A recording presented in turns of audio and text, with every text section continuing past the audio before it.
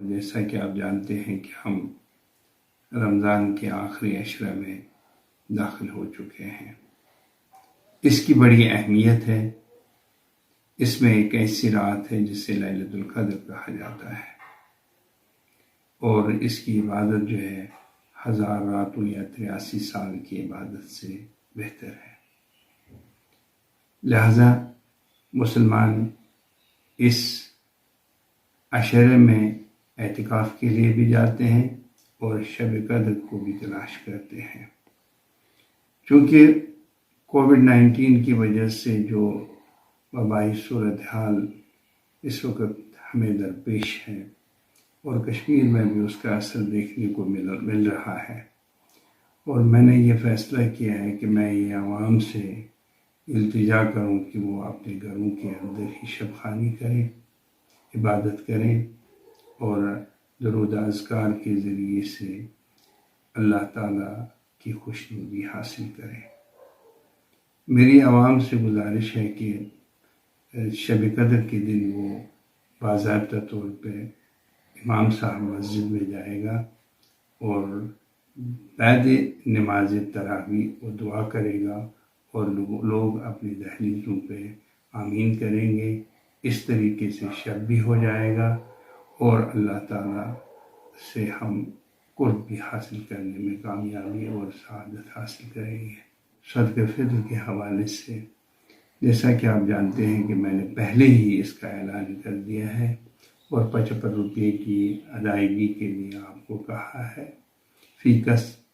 اگر کسی شخص نے ابھی تک اس کی ادائیگی نہیں کی ہے تو میں اس سے یہ مدبانہ گزارش کرنا چاہتا ہوں کہ وہ اس کی ادائیگی کو فوری طور یقینی بنائے۔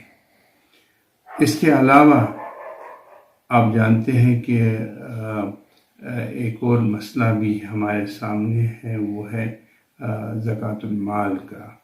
آپ جانتے ہیں کہ یہ اس کی فرضیت ہے اور ہم اس کو ادا کرتے ہیں۔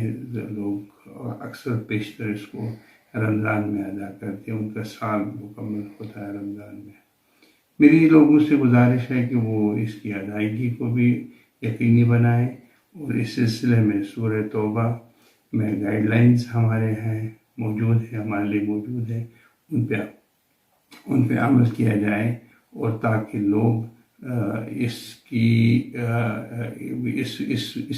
کے ذریعے سے غربا اور مساکین کی مدد کے لیے آگے آ سکتے ہیں۔ اور تیسری بات جو اہم ہے، جو عید کے حوالے سے ہے، ابھی تک ہم نے کوئی فیصلہ نہیں کیا ہے۔ اسٹیٹ ایڈمنسٹریشن سے میری بات چل رہی ہے، اور جو ہی کوئی فیصلہ ہوگا میں عوام کو اس بارے میں آگاہ کروں گا۔ فی الحال میں نے اس سلسلے میں کوئی فیصلہ نہیں لیا ہے۔